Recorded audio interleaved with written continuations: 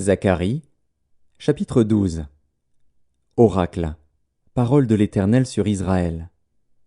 Ainsi parle l'Éternel, qui a étendu les cieux et fondé la terre, et qui a formé l'esprit de l'homme au-dedans de lui. Voici, je ferai de Jérusalem une coupe d'étourdissement pour tous les peuples d'alentour, et aussi pour Juda dans le siège de Jérusalem. En ce jour-là, je ferai de Jérusalem une pierre pesante pour tous les peuples. Tous ceux qui la soulèveront seront meurtris, et toutes les nations de la terre s'assembleront contre elle.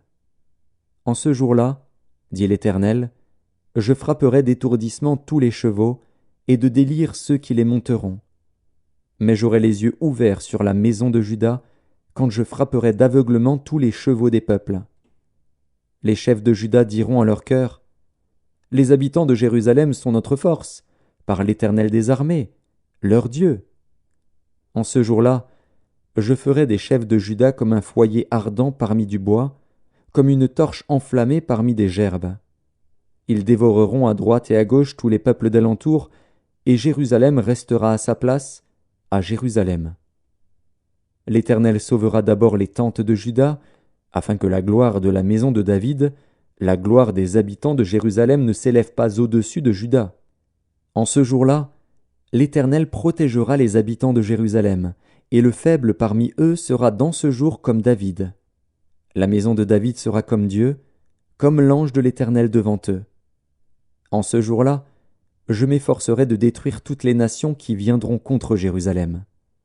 Alors je répandrai sur la maison de David et sur les habitants de Jérusalem un esprit de grâce et de supplication, et ils tourneront les regards vers moi, celui qu'ils ont percé. Ils pleureront sur lui comme on pleure sur un fils unique. Ils pleureront amèrement sur lui comme on pleure sur un premier-né.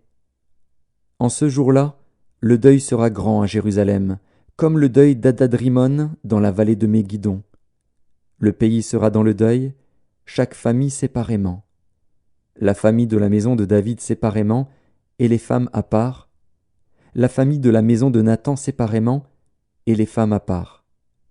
La famille de la maison de Lévi séparément, et les femmes à part.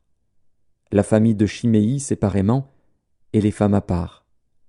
Toutes les autres familles, chaque famille séparément, et les femmes à part.